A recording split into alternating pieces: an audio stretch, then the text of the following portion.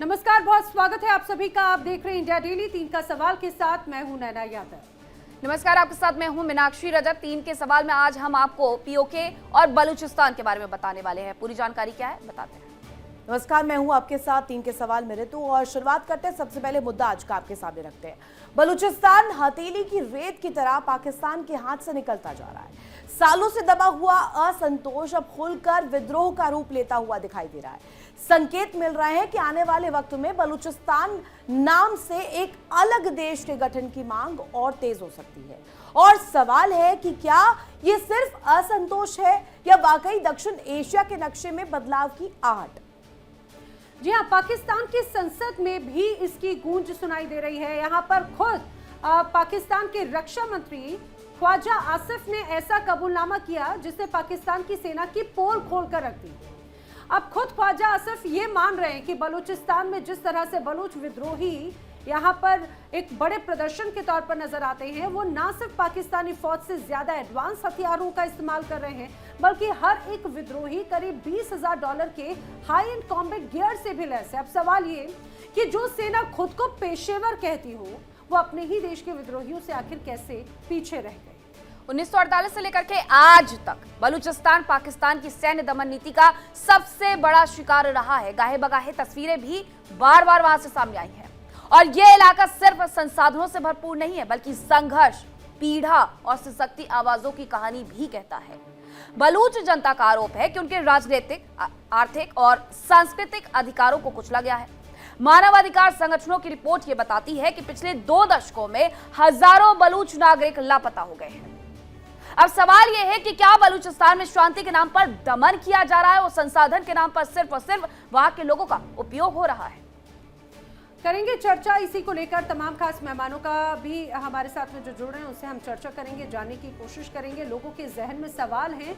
सवाल ये कि आखिर जिस तरह से पाकिस्तान में अब अंदर ही लगातार नाराजगी देखने को मिल रही है, स्थिति क्या है? क्या बलूचिस्तान पर पाकिस्तान का कंट्रोल खत्म हो गया है? और दूसरा बड़ा सवाल ये कि क्या बलूचिस्तान पाकिस्तान से आजाद होकर रहेगा। इसी के साथ 3 के सवाल में तीसरा सबसे बड़ा सवाल ये कि क्या मुनीर की सेना से हाईटेक हो गई है बलूच आर्मी, क्योंकि जिस तरीके से बलूच आर्मी आतंक के फैलाने वाले, खासकर पाकिस्तान की सेना, उन्हें मुंहतोड़ जवाब दे रही है, जो बार बार वहां जाकर के दमनकारी नीतियों को सरकार की लागू करते हैं, उन्हें जब मुंहतोड़ जवाब देती है तो सवाल यही उठते हैं कि बलूच आर्मी क्या सबसे ज्यादा मजबूत हो गई है वहां पर। अब बात करते हैं कि कौन कौन से मेहमान हमारे साथ जुड़ रहे हैं, जिनसे हम चर्चा करने वाले हैं। परिचय आपका करवा देती हूँ। ग्रुप कैप्टन आशीष शाह हमारे साथ रक्षा विशेषज्ञ जुड़ रहे हैं। कर्नल दिनेश नैन रक्षा विशेषज्ञ हमारे साथ जुड़ रहे हैं। कैसर मुमताज पाकिस्तानी पत्रकार हमारे साथ जुड़ रहे हैं। कैसर, आपसे पहला सवाल मैं यही पूछ लेती हूँ कि क्या वजह है कि पाकिस्तान की सेना पूरी तरीके से सिसकती हुई, डरी हुई नजर आती है और ख्वाजा आसिफ को इतना बड़ा बयान देना पड़ता है कि हम पीछे छूट गए हैं, बलूच आर्मी आपसे ज्यादा हाईटेक है। रहमान रहीम, सबसे पहले मैं आपको ये बताना चाहूँगा कि आज पाकिस्तान में 5 फरवरी यौम यकजहती कश्मीर मनाया जा रहा है। मैं ये बात करना चाहता हूँ कि जो इंडियन मीडिया है, इंडियन मीडिया जो है ऐसी बातें करता है जो समझ से बाहर है। पाकिस्तान में जो भी आतंकवाद हो रहा है उसके पीछे कौन है, उसके पीछे हम तो यही समझते हैं और हमारी यही तहकीक है तो उसके पीछे राह है। और राह जो है ये आप लोगों की समझ, कैसर मुमताज, यही समझ आप लोगों को आप इतना पीछे ढकेल देती है ना। क्या आज तक अभी कोई फुटप्रिंट्स नजर आए? हमने तो कहा, आपने खुलकर जब जब आरोप लगाया आप सबूत पेश कर दीजिए। और सुनिए, एक और बात जरा समझाइए। आपने कहा कि बार बार इस रूप में जो तमाम परिस्थितियां हैं, आप जो समझते हैं, अगर आप बलूचिस्तान या खैबर पख्तूनख्वा के लोगों की परेशानियों को समझ लेते, आज ऐसे हालात तो ना होते कम से कम। दुनिया की नंबर 1 आर्मी है और आपको इल्म है कि पाकिस्तान की आर्मी ने क्या किया कि इंडिया क्या है, मीडिया को ये बताना चाहिए लोगों को कि आप पाकिस्तान एक स्टेबल कंट्री है।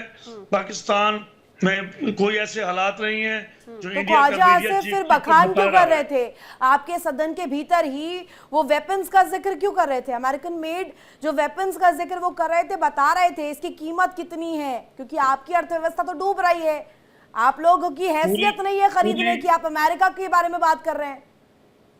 पूरी दुनिया हमसे जो है वो हमारे जहाज खरीदने को हम पाकिस्तान का रुख कर कौन रही से है। जहाज जो मुझे ये बने ही नहीं चुटकुले बड़े कभी? अच्छे लगते हैं जब ये पाकिस्तानी पत्रकार पैनल में बैठते हैं और वो चुटकुले सुनाते हैं तो मुझे बड़ी हंसी आती है कर्नल दिनेश नैन। और एक कहावत लेकिन भी है और एक मीडिया ये जो मारता है, सुनिए तो कैसा हमें बड़ी जल्दत कैसा आती सुनिए, है। बहुत हो गया अभी आप आपका। अपने आपकी मोदी सेना साहब से आपकी पूछें, सेना आपकी सेना मोदी किस तरीके साहब, से पीठ दिखा पाकिस्तान करके में भागने किस पर तरह- कितने बार मजबूर हुई है, अगर आप चाहें तो हम आपको याद दिला दें। रही बात भारतीय मीडिया की, तो कम से कम आपके लोगों तक सच तो कोई पहुंचा रहा है, आप तो वो चीज कर नहीं पा रहे हैं। आपको झूठ बहुत अच्छा लगता है, दिल बहलाने के लिए गालिब ये ख्याल अच्छा है, ये आप ही के लिए लिखा गया वहाँ है। पर तो अगर मीडिया में हाँ। कोई सच्चाई दिखा दे तो उनको सलाखों के पीछे भेज बिल्कुल देते हैं। अभी हाल ही बिल्कुल में। बिल्कुल। अब देखिए, कर्नल से मैं जवाब ले लेती हूँ, और भी मेरे साथ मेरे मेहमान जुड़े हुए हैं। कर्नल दिनेश नैन, पाकिस्तान की सेना क्या है, कैसी है, क्या करती है, किस तरीके से पिटती है, किस तरीके से वहां पर सैनिकों को मारा जा रहा है, ये सब कुछ अब भारत को कहने की जरूरत नहीं है, ख्वाजा आसिफ बहुत बोल गए हैं। देखिए, ख्वाजा आसिफ ने तो अपनी संसद के अंदर भी बोल दिया है कि उनकी सेना के क्या हाल चाल। बहुत महान है पाकिस्तानी सेना। ये वो महान सेना है जो पैसे के लिए अपने देश को बेचने को तैयार रहती है। राइट। ये वो सेना है 1980 के दशक में जब रशिया अंदर आया अफगानिस्तान में, तो इस सेना ने पूरे गल्फ कंट्रीज से, सऊदी अरब से लेके यूएई, कतर, ओमान, जिन सब से पैसा लिया। पैसा क्या करने के लिए? जो लाल मस्जिद है इस्लामाबाद की, उसको सेंटर बनाते हुए जिहाद खड़ा करने के लिए जिहादी बनाए। और कमाल नाम की दिया बात तो गया- ये होती है दिनेश नैन सर, जब ये बात करते हैं इतनी बड़ी बड़ी कि जहाज इनसे खरीद रहे हैं, जो जहाज कभी बने ही नहीं पाकिस्तान में। दूसरी बात ये कि अमेरिका के साथ दोस्ती बनाने के लिए, चाइना के साथ दोस्ती बनाने के लिए दोनों तरफ हाथे खोलते हैं और साथ ही साथ दिखाते हैं कि दोनों नाव हम लोग सही सही फ्लोट कर रहे हैं। लेकिन सीपीसी के ग्वादर पोर्ट के बगल में ही 5 किलोमीटर दूरी पर पासनी पोर्ट से डीलिंग करवा लेते हैं अमेरिका के रास्ते। सबको धोखा देते हैं। हाँ। वही मैं बोल रहा था। तो पहले जिहादी बनाए, उनके लिए पैसा लिया, फिर जब अमेरिका आ गया 2001 में, उन्हीं जिहादियों के ऊपर अमेरिका से के ड्रोन से अटैक कराए और अमेरिका से पैसे लिए। यह है पाकिस्तानी सेना। और जब उन जिहादियों को अमेरिका को बोला पैसा देने के लिए, बोला कि अलकायदा को खत्म करें।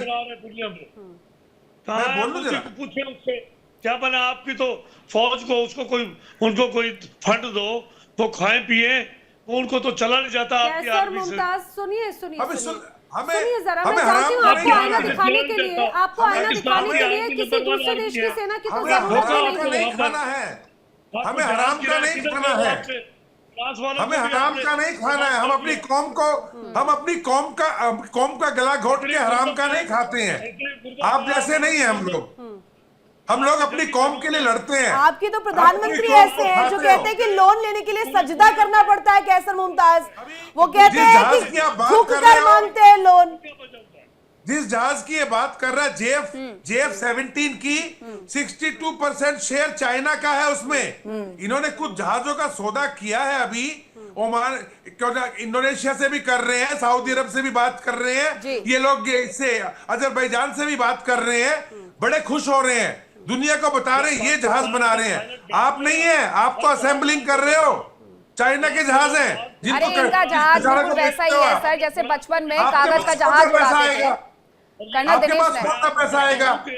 कर्नल रही नैन, बात इनको जवाब देने के लिए मैंने कहा ना कि दिल बहलाने के लिए गालिब ये ख्याल अच्छा है। ग्रुप कैप्टन आशीष सहाय जी, मुझे लगता है, रुक जाइए कैसर, रुक जाइए जरा। ग्रुप कैप्टन आशीष सहाय, अब बलूचिस्तान में जो कुछ भी हो रहा है, सीपीसी का प्रोजेक्ट छोड़ करके चीन ने अपने लोगों को वापस बुला लिया है, उससे इतर अगर आप जाए बलूचिस्तान में जो कुछ हो रहा है, अब ये मानेंगे थोड़ी कि हमने बलूचिस्तान का उपयोग सिर्फ और सिर्फ संसाधनों के लिए किया है, वहां की जनता को पानी के लिए तरसा दिया है, वहां पर लोगों को किस तरीके से अगवा किया जाता है, लड़कियों को अशिक्षित किया जाता है। उन्हीं में से एक निकली थी ना, एक जिन्हें शांति पुरस्कार दिया गया, किस तरीके से इन्होंने महिलाओं के साथ बर्बरता वहां पर की हुई है। ग्रुप कैप्टन आशीष सहाय, बीएलए आज वही उसी का बदला ले रहा है इनसे। और इनके जो सैनिक के जवान हैं वो ये कहते हैं कि 6 महीने हो गए हमें सैलरी नहीं मिली है। हमें इतना कुछ इन्हें बताने की जरूरत नहीं है, क्योंकि आईना इनका इतना मैला है कि इन्हें कुछ दिखने नहीं वाला।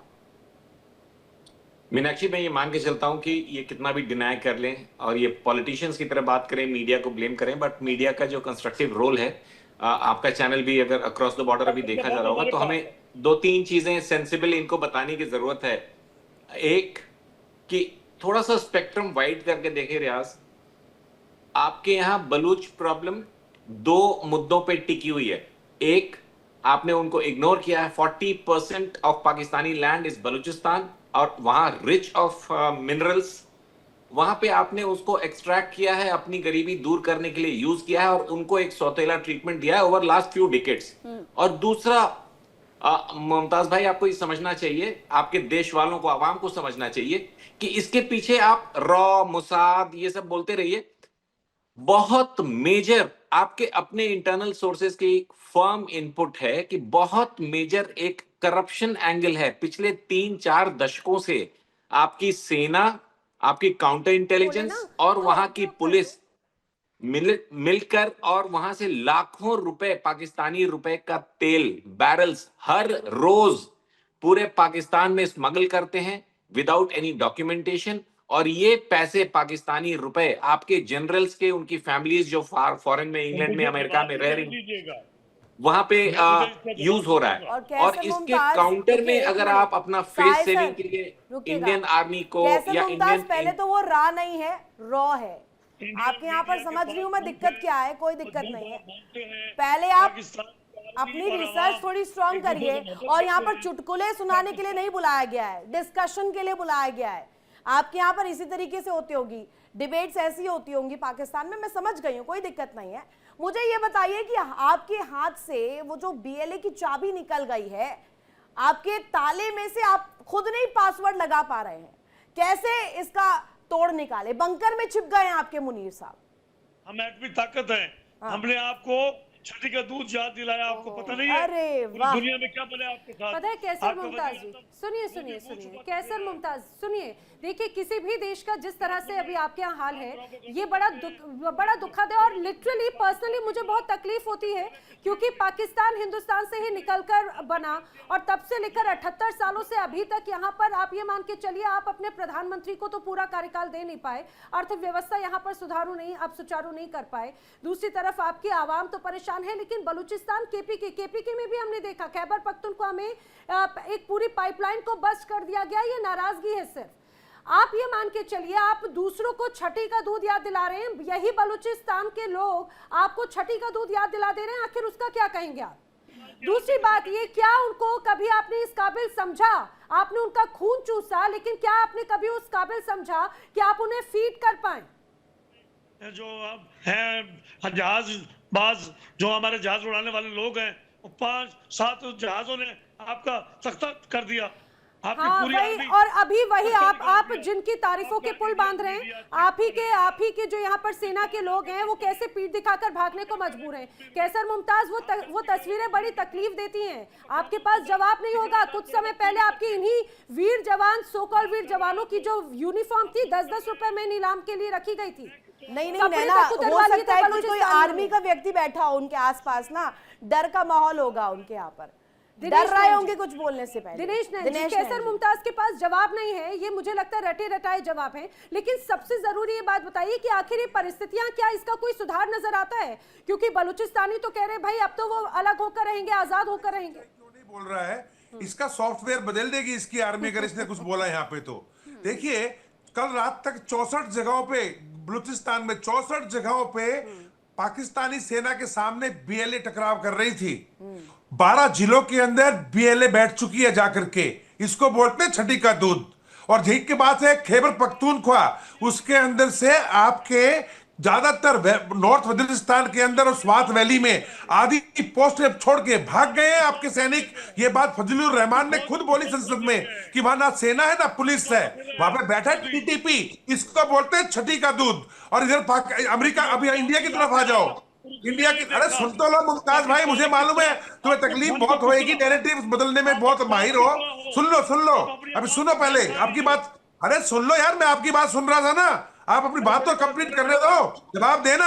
आपके जनरल जाके खाते हैं बिरयानी पिछले साल में, और किस बात की खा रहे हैं? उसी हमास के साथ में लड़ने की, जिनके बारे में आप बोलते हो वो तो हमारे भाई हैं, वो तो हमारे मुस्लिम भाई हैं, अभी जाके उन्हीं के साथ लड़ोगे। तुम धोखेबाज लोग हो। जॉर्डन के अंदर किंग जॉर्डन ने जब बुलाया था आपके जियाउल रहमान को, जब ब्रिगेडियर था, 20,000 यहूदी मारे थे आपने। कातिल हो आप लोग। यहूदी की बात करते, सॉरी यहूदी नहीं, पैलेस्टानी मारे थे, पैलेस्टानियों की बात करते हो। और अभी आज की तारीख में अमेरिका को झूठ बोल रहे हो। बिल्कुल सही कहा सर आपने। कैसर मुमताज, जरा जमीन पर आइए। पत्रकारों का काम होता है हकीकत से रूबरू करवाना, ना कि नेताओं की तरह बड़े बड़े भाषण देना।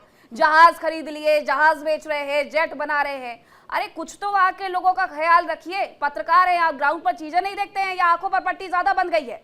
ग्रुप कैप्टन आशीष सहाय जी, ये जो तस्वीरें आती है वो सिर्फ भारत तक थोड़ी आती है, ये तस्वीरें वर्ल्ड बैंक तक भी जाती है, IMF के बाद भी जाती है। और इसीलिए बार बार वो इनको भीख देने के लिए मजबूर हो जाते हैं कि अगर इनका ख्याल नहीं रखेंगे तो ये तो अपनी जनता को वैसे ही बेच खाए हुए हैं।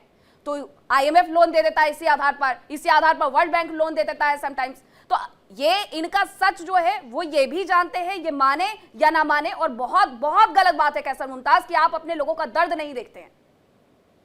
देखिए, ऑफिशियल रिपोर्ट है मीनाक्षी कि 2011 से 2024 तक बलूचिस्तान के 10,000 रेजिडेंट्स मिसिंग हैं। ये ऑफिशियल है, ये इंडिया नहीं कह रहा, ये इजराइल नहीं कह रहा। 10,000 लोगों को आपके बलूचिस्तान प्रांत से आपकी इंटेलिजेंस एजेंसीज ने उठाकर एलिमिनेट किया है। आप क्या एक्सपेक्ट करते हैं वो आपके गवर्नेंस को मानेंगे? आप कह रहे हैं RNAW ने वहां पे एक्सरसाइज में हेल्प की है, और आपके मिनिस्टर आपके पार्लियामेंट में कह रहे हैं कि अमेरिकन वेपन्स मिले हैं। आप अपनी सोच को अलाइन तो करें। आप बताएं ये RNAW का खेल है या अमेरिकन का खेल है या मोसाद का खेल है? कॉन्ट्रडिक्टरी स्टैंड लेने से आपकी जो दुनिया में एक छवि है वो और डैमेज होगी। मुमताज, बात सुने, आप लगातार बोलेंगे तो कोई नहीं सुन पाएगा। तो आपने बलूचिस्तान के ऊपर जो कहर ढाया है, वहां के इंटेलिजेंसिया को धीरे धीरे आप कत्लेआम कर रहे हैं। 10 साल में 12 साल में 10,000 लोगों को आपने एलिमिनेट किया है आपकी इंटेलिजेंस एजेंसीज ने। वहां के रॉ मटेरियल को आप लेकिन बेच ये रहे हैं। काबिले तारीफ है, कॉन्फिडेंस भी बहुत काबिले तारीफ है। काश कि इनके शहबाज शरीफ और इनके जो मुल्ला मुनीर साहब है उनके भीतर भी इतना कॉन्फिडेंस होता बताने के लिए। वो तो बंकर में छुप जाते हैं और ऐसे पत्रकार पाकिस्तानी आते हैं जो इस तरीके की गीदड़ भपकियां देते हैं। जहाज बना लिए, फला चीज बना ली, अमेरिका से डील कर ली। अमेरिका ये आईना दिखा देता है, एडवाइजरी जारी कर देता है कि पाकिस्तान में मत जाइएगा, कहीं ट्रेन में फट ना जाए, कहीं बस में ना फट जाए, ट्रैवल करते हुए ना फट जाए। मुमताज जी, पहले तो आप आंकड़े सही करवाइए, उसके बाद अपने देश में, आप कह रहे हैं ना छठी का दूध, पहले दूध का इंतजाम तो करवाइए अपने देश में अपनी आवाम के लिए।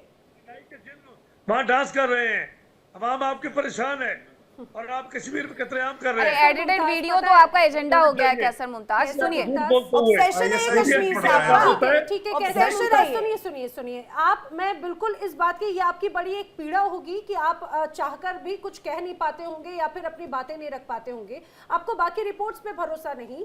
पाकिस्तान के ह्यूमन राइट कमीशन की रिपोर्ट है बलूचिस्तान को लेकर 2025 के अक्टूबर-नवंबर में जो आई थी, उसमें ये जिक्र किया गया 40,000 से ज्यादा लोग लापता, death and kill and dump, इस तरह के तमाम मामले लगातार बढ़े हैं और कुछ नहीं।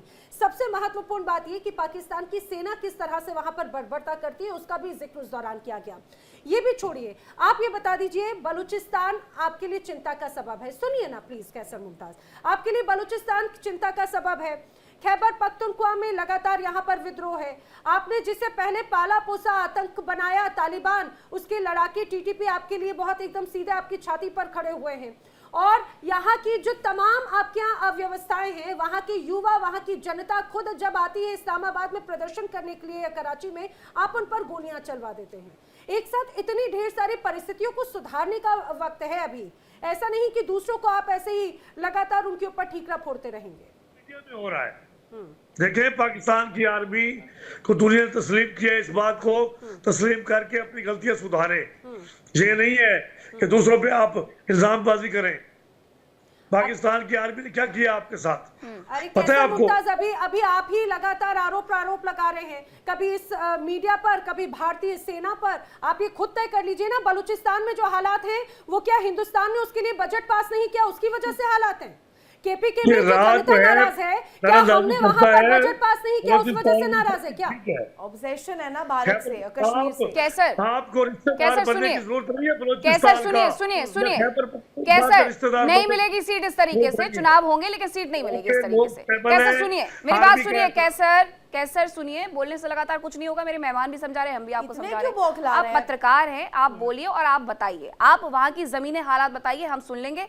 वहां पर क्या बीएलए ने आतंक नहीं मचाया हुआ, ये बता दीजिए। जो तस्वीरें आ रही हैं, कभी धरना प्रदर्शन की तस्वीरें अदियाला जेल के बाहर से आ जाती हैं, कभी पीओके से आ जाती है, कभी बीएलए की तरफ से जो कुछ हो रहा है वहां से आ जाती है, बलूचिस्तान से आ जाती है। आपके देश में सब कुछ ठीक है, चलिए खैरियत ही बता दीजिए।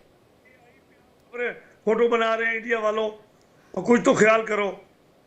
हमारे कैसर एटम बम की मुमताज, आपको पता आपको है एंटी इंडिया value क्या सिंड्रोम है? से पीड़ित हो चुके हैं आप, आपको बिल्कुल। एंटी इंडिया सिंड्रोम है। पूछा कुछ भी क्या बात जा हो, रहा है, आप क्या बता क्या बारिश ज्यादा हो जाए तो आपको लगता है भारत ने कराया, आप क्या भुखमरी आ जाए तो भारत ने कराया, अब बलूचिस्तान में विद्रोह इंडिया है तो के भारत साथ ने जो कराया। कुछ अरे ठीक मीडिया है कर रहा है ना, दिनेश रैन, आप दिनेश आप रैन, क्या- दिनेश अच्छा लगता है रैन, जब ये आप मुमताज इतना कैसर इंडिया इंडिया मुमताज करते के पास हैं। में जवाब नहीं, ऐसा लगता है अंदर भी अगर हाँ। उनके कोई प्रदर्शन है तो इंडिया ने कराया है। अरे भाई आप बोल दीजिए ना कि इंडिया चला लेगी आपकी भी सरकारें, आपसे वो भी नहीं संभल रहा है तो। जी दिनेश रैन भी कुछ कह रहे हैं, फिर आशीष जी का रुख करें। जी पूरी दुनिया ने देखा, और 2 महीने 3 महीने तो होश नहीं आया। अरे पूरी दुनिया ने सैटेलाइट तस्वीरें देखी हैं। आप अरे अपनी कैसर आवाम मुमताज, को आप क्या सुनाइए सब जरा। कुछ सही है, आप क्या सब कुछ सही है, बीएलए कुछ नहीं कर रहा है, बलूचिस्तान में सब कुछ सही है, पीओके में बिल्कुल सब कुछ सही है, बाल्टिस्तान में बहुत अच्छा सब कुछ चल रहा है, इसके अलावा टीटीपी कुछ नहीं कर रहा है। आपके जो नेता मंत्री हैं जो दावोस जाते हैं वो वहां पर जैकेट पहन करके नहीं घूमते हैं, हम कुछ नहीं जानते हैं, दुनिया का हमें कुछ सबसे नहीं पता। शांति सबसे पसंद- शांतिपूर्ण देश, सबसे नंबर 1 पर मिलिट्री वाला, सबसे नंबर 1 पर आर्थिक इकोनॉमी वाला, सबसे नंबर 1 पर पॉलिटिशियन वाला, वो पाकिस्तान है, वो पाकिस्तान है। और ये जो आपका बबल है वो आपके लोग ही तोड़ रहे हैं। बहुत ज्यादा आपसे बात करके कोई फायदा है नहीं है, क्योंकि आप रट्टा रटाया हुआ एक ही चीज बोलने आए हैं। कर्नल दिनेश रैन, इस पूरे मुद्दे पर अब ये पाकिस्तान चाहे जो कुछ करते रहे, नैना ने मानव अधिकार की तरफ से जो रिपोर्ट पेश की गई वो तमाम बातें जिक्र करती हैं, बताती हैं कि बलूचिस्तान के हालात क्या हैं, पीओके के हालात क्या हैं और किस तरीके से वहां पर लोगों को कत्लेआम किया जा रहा है। सब देखिए झूठ बोल रहे हैं। इनकी संसद के मुमताज, 1 मिनट, अभी बहुत हो गया। आपको मिल गए नंबर जितने मिलने थे, आपको आईएसआई ने देख लिया अभी, ठीक है, जो आपने चिट मिली थी पढ़ लिया आपने। देखिए इनके सदन के अंदर चाहे फजलुर रहमान से लेकर के और ख्वाजा आसिफ जो इनके रक्षा मंत्री है, सब लोगों ने बिल्कुल पोल खोल दी है कि क्या कंडीशन है इनकी। सेना के पास हथियार नहीं है, सेना हथियार का पैसा भी खा पी के हजम कर गई, कोई अच्छे हथियार इनके पास है नहीं। बलूचिस्तान बहुत बड़ा इलाका है, कंट्रोल करने से बाहर है। ये मैं नहीं, अरे चुप करना यार, तो ख्वाजा ये देर से मत बहस करो, ख्वाजा आसिफ को फोन करो। उसने क्यों बोला सदन में ऐसे?